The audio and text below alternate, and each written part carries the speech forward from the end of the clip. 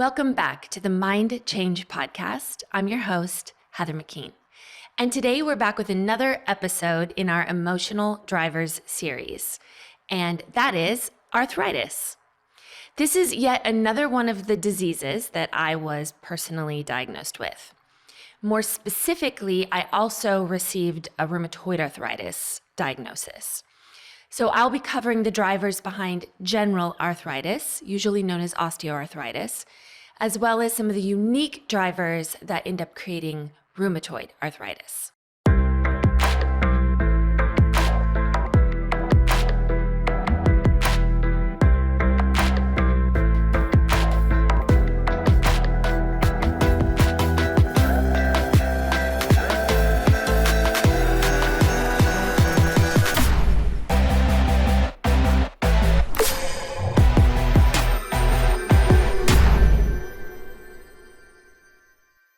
So osteoarthritis and rheumatoid arthritis are both diseases of joints, but they have different etiologies. Osteoarthritis is the most common type of arthritis, and that involves the wearing away of the cartilage that caps the bones in between your joints. And it is assumed that that comes from or is the result of just wear and tear over time of our joints moving back and forth. Whereas rheumatoid arthritis is classified as an autoimmune disease, and that's where the body's immune system actually attacks joint tissues. Now, the location in your body where you are doing arthritis does hold some specific information about what experiences your body's holding on to and what your body is trying to communicate. Of course, we don't have time today to cover every joint in the body. So again, I'll just be doing kind of a general overview of arthritis and rheumatoid arthritis. So arthritis is very common in someone who has experienced a lot of conflict in their lives. And so this may explain why this happens to appear typically in people later in life, in older years. It's one of those things that we associate just instantly with old age, though it does not have to be that way. But someone who has a lot of unresolved conflict in their life, that's a very common driver behind arthritis. So you may also identify strongly with the idea that bad things happen to good people. You may feel like you got the short end of the stick in most situations, and that you don't deserve all the bad stuff that's happened to you over your life. You likely struggle with a lot of self-criticism, and you also tend to be very hard on yourself. It's possible that you've been labeled stubborn in your life and in relationships, and it's possible that you may even take pride in your stubbornness because it was one of the only ways that you were able to resist or rebel against what you felt like were negative forces in your life. Someone doing arthritis may look back over their life with a lot of regret. They will see missed opportunities or things done out of simply obligation, or even a lack of joy or agency in their life choices and outcomes. People may find you critical, judgmental, pessimistic, and or stuck in your ways.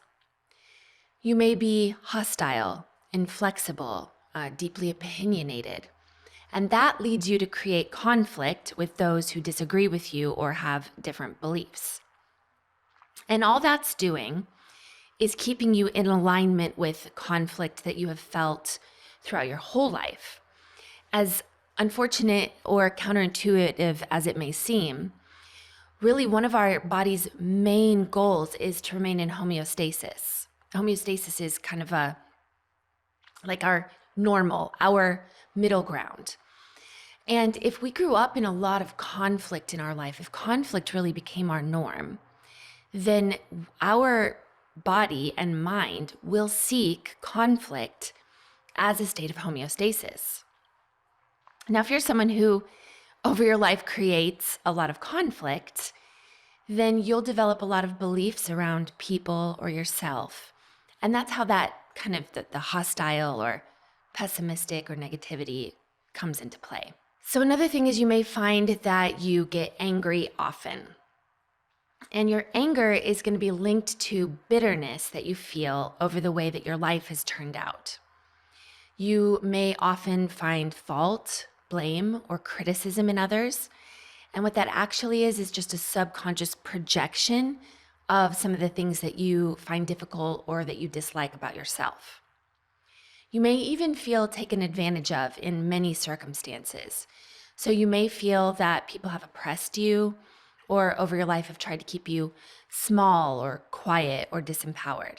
You seem to only be able to be heard or respected when you get angry or forceful, when in fact, you allow your anger to be the only real boundary that you provide for others. So this is one of those relationships with boundaries that if you weren't taught good boundaries or modeled good, healthy boundaries as a child, then you will probably come into your own adulthood or even your childhood or teen years a bit boundaryless. And when that happens, a lot of things happen to you seemingly without your permission. And that's because you're not putting the boundary lines out there. You may not know how to, or if they are out there, you may not know how to respect them or deal with people who push past them. So if you've lived a majority of your life boundaryless, where people are just sort of coming in and out and doing things that seem like they're not in any way, shape, or form trying to protect you, it would be a natural outcome for you to start to get angry about that. And if you start to be angry and at times lash out when someone hurts you or crosses a boundary that may not actually have been communicated, and that person backs away, then what that links for us is, oh, anger works to keep people from hurting me. And so again, your anger becomes a way that you feel protected. A negative flip side of that is you will often use it disproportionately to get what you want because it's one of the only boundaries that you've developed. So these conditions are very common in someone who had a childhood environment where there was a very authoritarian approach to parenting. And that could mean it was oppressive or very patriarchal, but in a harmful way. That would be something like, if it's patriarchal and oppressive, it could be what dad says goes. Dad's never wrong. That we need to tiptoe around or be very protective around the way dad's feeling or the way that dad believes things. It can't be argued with. My way, the highway kind of a mentality. And if you grew up that way and felt very oppressed by that, and remember, that's perception because there could be another child that grows up in that same environment and comes out of this in a different way. But if for you that was oppressive, which would make sense if that was, then arthritis is something that you have a propensity for later in life. So another aspect of this in the childhood environment is this belief, or maybe it was spoken, that children were seen and not heard. And in some ways, they were left to fend for themselves emotionally. And that often also contributes to arthritic conditions later in life. So another thing is you may have been expected to fulfill failed goals or dreams of a parent. So if you grew up in a household where parents were vocal about missed opportunities that they had as a child, or things that didn't go right for them as children, or things that you have that they didn't, and they are really expecting you to perform. Maybe it's in a particular sport, or maybe it's within school, or maybe it's, a particular interest or a career field, or even possibly if you're a woman who you marry, or what kind of family you involve yourself with. Those are really coming out of these expectations that the parents had of themselves when they were young. And because those things went unmet or unfulfilled, those are now being projected onto the child. And so for the child, that becomes, in one sense, a very rigid, energetic framework. And if you think about trying to live your life in a sort of confined space, not physically, but metaphorically, that can really take a toll long term on your joints and the way that they move. So another thing is that can contribute to arthritis in childhood is if when you were a child, mistakes were met with disproportionate reactions. So that might be that a mistake was made, maybe a glass was spilled or a drink was spilled or a glass was broken, and there are very large disproportionate reactions. Maybe there's anger, maybe there's shame for something that is a relatively normal occurrence. So as a child, that would have communicated that maybe you were unable to make mistakes or even show weakness. There would have been possibly rigid, but often unspoken rules within the family. And stepping outside of those rules would have come with terrible consequences. You may have had to deal with an explosive parent that you never knew when things would go from okay to bad. And this would have taught you to never trust the good times and to always look for ways that things could go wrong. Again, that goes back into boundaries of not knowing where healthy boundaries were, or how to assert yourself when something happened to you in a productive way. That comes usually through the ability to understand how we make mistakes and how we treat ourselves through those mistakes. That's often the learning that helps us learn how to speak to ourselves and to others as we progress and mature. So if those things were done in a way that felt unhealthy or scary, then again, that's oftentimes what we will project into our own adulthood. Another aspect of this, or another driver, is that maybe you came to believe and resent that you would never measure up or never be good enough. That's kind of a byproduct of that disproportionate mistake reaction. Children don't have the ability in their brain development to understand that an adult is acting or reacting out of their own experiences and their own possible limitations. So when an adult has these very large reactions, the child cannot say, oh, maybe that's really more about dad or mom than it is about me. They immediately internalize those reactions to say, oh, I've done something very bad. And then oftentimes that translates into I am something very bad, or I will never be able to not make a mistake. So I will never be able to measure up to my parents, who are supposed to be my unconditional sources of love. And if that feels cracked or broken, then it's very, very difficult to move into our adulthood or into life and relationships with other people thinking they could possibly love us or that we could possibly measure up in their eyes. And although you may have hated that as a child, what happens is we become similar to that in our own life. And it may not look exactly the same, but it's going to have the same total consequences on those around us. So we may become ourselves more stubborn, more controlling, more critical, or having a low tolerance for others when they make mistakes. And that's because we become hard on other people because we've never stopped being hard on ourselves. And if you think about that metaphorically, that hardness and that inflexibility is showing up in our joints and in our body through that rigidity, through that inability to flow or move softly, gently. Now, specifically, transition a little bit into rheumatoid arthritis. So the person who does rheumatoid arthritis has held on to probably so much self-hate, shame, and guilt that they have in fact turned against themselves. So again, the drivers for osteoarthritis or typical arthritis are very similar to arthritis, rheumatoid arthritis. But what happens often in rheumatoid arthritis is there have the drivers continue to escalate.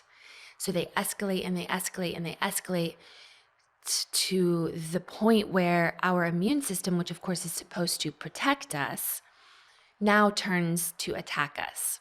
And again, this is very metaphoric because from a child's perspective, our parents are supposed to love us, protect us. And if it felt like there was a lot of attack coming from them, that wires some of that into our body.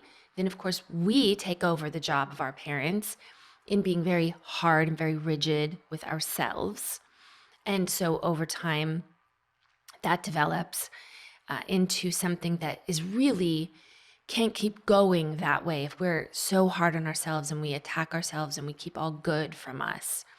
And so what the body does at that point, still for us, listening to us, trying to figure out how to manage and mitigate this, is that it starts using the immune system to attack rather than protect.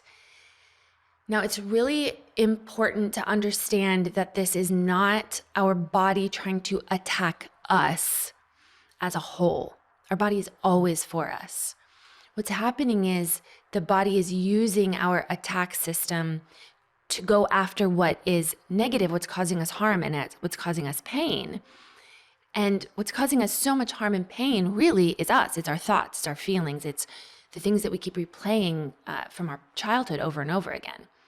So that's where that ends up looking like it is our body attacking us, because it really is going after all of these things that we think make us, us.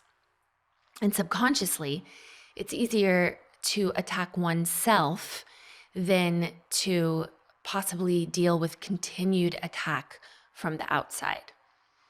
Because a known enemy always will seem safer than a possible unknown enemy. So rheumatoid arthritis is common in people who have lacked personal boundaries and who have spent their lives putting the needs of others above their own. Again, that's sort of a tight, rigid framework that other people, their needs, their wants, their desires come before our own. And these people will typically self-sacrifice as the way to earn the love and the worthiness because of the perceived unworthiness or the perceived not enough, the perceived not measuring up.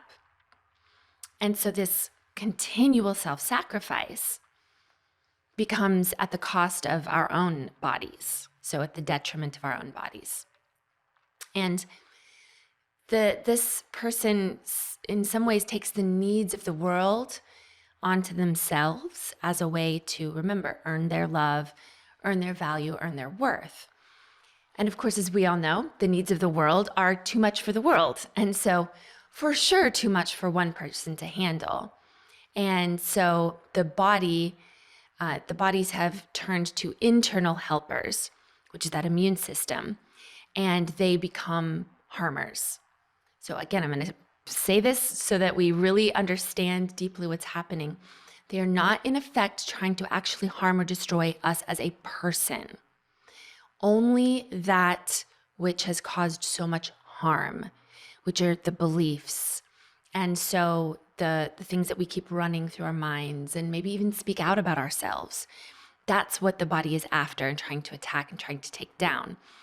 But if a person does not separate, cannot separate, has never learned how, our beliefs and behaviors from our very self, then the body, in one sense, those immune responses have no choice. The self will be taken out. So for both of these conditions, rheumatoid arthritis and general arthritis, these old patterns have been keeping you stuck, almost solidifying or calcifying as identities within our minds and bodies. And the pain from this is simply just a message that something needs to change. A flexibility of belief needs to happen. A deep core message needs to be challenged and changed so that the body can relax and bring fluidity into the joints and healing into these spaces. So if you or someone that you know is dealing with this condition, again, it's important to remember that the feelings and the manifestations of the disease are very real. And even though the pain is being created from our mind, the body absolutely feels it. Healing can be scary because it involves letting go of the painful experiences that have shaped us. When someone's world has been oriented around pain, they tend to perceive any discomfort as pain. And change isn't always comfortable. In fact, it's often challenging at first. But with the proper tools, this condition of arthritis and even rheumatoid arthritis can be reversed. I'm proof of that. So I look forward to seeing you next time. Please make sure and go and leave those 5-star reviews and follow and share these episodes in the podcast with others. Please comment if there is a disease or a condition or a symptom that you would like to hear covered. We do look at all of those, we read all of those, and want to be providing information and topics that are really relevant to you. So until next time, thanks for joining us on the Mind Change Podcast, where we're changing the world one mind at a time.